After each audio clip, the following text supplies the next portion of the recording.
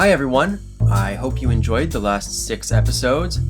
With that, the Persian, Greek, interdynastic period of Jewish history is finished, and as usual, this is where I make corrections, announcements, address some of the responses, and talk about some of the things that didn't make it into the script. First of all, I want to thank everyone who has found these videos, especially the person who commented, "I can't believe you only have 100 subscribers," because the last time I saw someone make that comment, it was on History House Productions, and look how he's blown up. I'd also like to thank my new Gaonit level patron, Vicky Nelson, on Patreon. People like her are what make this show possible, and you can become a patron as well through a link in the description.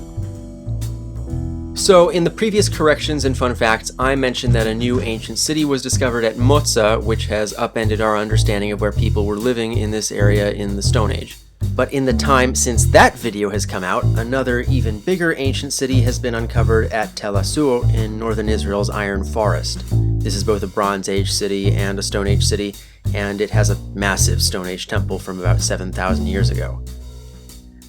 This site has been undergoing excavation for decades, but the true extent of it has only become apparent in the last 2 years and was publicized this fall. I had the pleasure of visiting a few weeks ago in anticipation of this video, and it really is just a ridiculously large dig. There was nobody around that day, but the size of the site was truly jaw-dropping.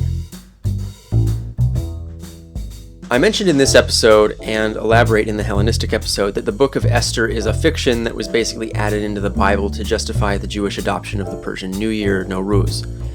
The interesting thing about this is that it would become controversial again.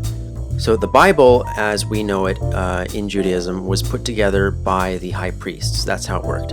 But after the Maccabean revolt, Judea went through a series of political and religious reforms in which more and more power was taken away from the priests and given to the rabbis, who in turn were the lawyers, the lawmakers, the people who made public policy. That's going to be one of the main themes of the next several episodes. Now, the order of the Bible in Judaism is different than it is in most forms of Christianity. The individual books are not arranged in order of when the individual stories take place necessarily, as they are in Christianity, nor are they arranged in the order in which they were written. I don't really understand the ordering, but the priests categorize the books of the Bible into 3 parts. The Torah, which means instruction, the Nevi'im, or prophets, which is also the top tier on my Patreon, and the Ketuvim, the writings. That the first books of the Bible were called the instruction was very important because when the rabbis assumed the power to interpret and make laws, they justified their decisions by their interpretations of the Torah, the books of Moses. And even today, the annual cycle by which Jews read a portion of the Bible each week is just the Torah.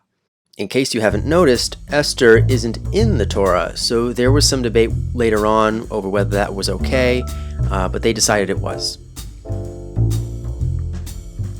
Okay, this is a big one.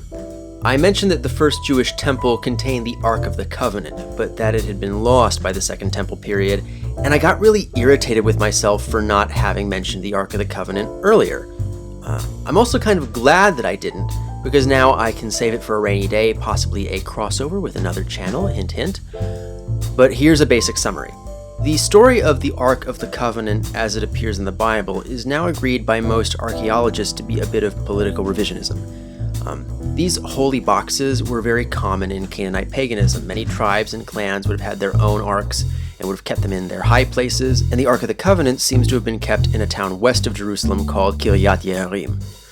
When King Josiah ended the worship of the old gods, instead of going full Akhenaten and trying to basically isolate and starve the competing priesthoods, he brought them into Jerusalem on that weekly cycle, and part of that was bringing the Ark of the Covenant to the temple there and creating this entirely new backstory that basically the Ark had always been there. The dead giveaway with this is that while we have a very good description of the Ark because Josiah's scribes had it, there aren't any instructions for using it like there are with the menorah or other holy vestments in the temple. So we aren't missing it. It was useful for uniting Judea in the service of worshipping El, but it didn't have any purpose going forward. I also have a correction for this video. There were sacrifices made on Shabbat and certain holidays, but there were 2 different kinds of sacrifices. Sacrifices brought by individuals to the temple for various reasons, and sacrifices made by the temple on behalf of everyone for Shabbat and holidays. So you could make collective sacrifices on Shabbat and holidays, but individual sacrifices were forbidden. This ended up being kind of a problem because the Passover Seder, the sacrifice, was both.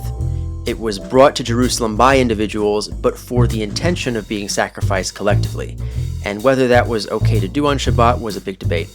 Eventually, this was solved by a very, very, very important rabbi from the time of Herod named Hillel the Elder, but I will save that for the future.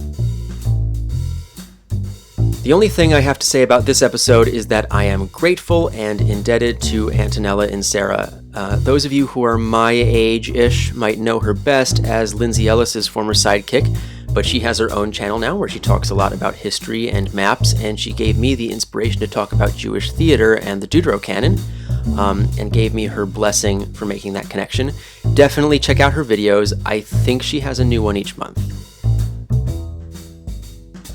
So here's a funny story. When I first envisioned this series, the Maccabee Trilogy was not a trilogy, it was one episode.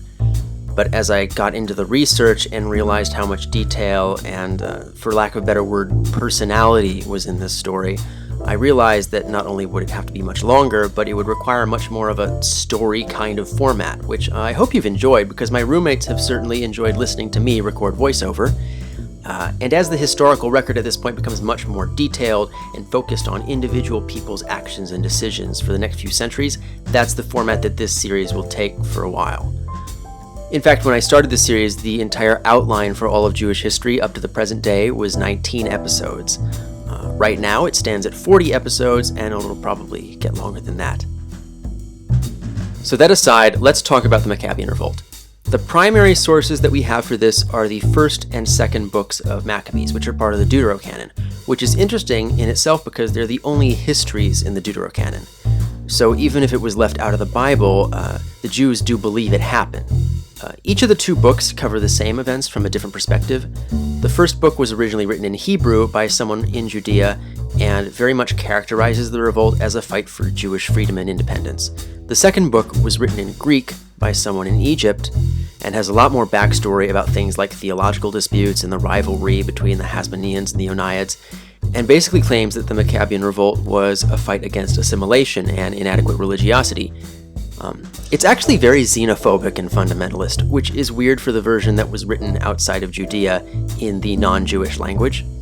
But I think if you put these side by side, the version that is closer to the events is just trying to explain what happened, and the other, even though it was written at the same time, is trying to spin this as a justification for the author's beliefs after the fact.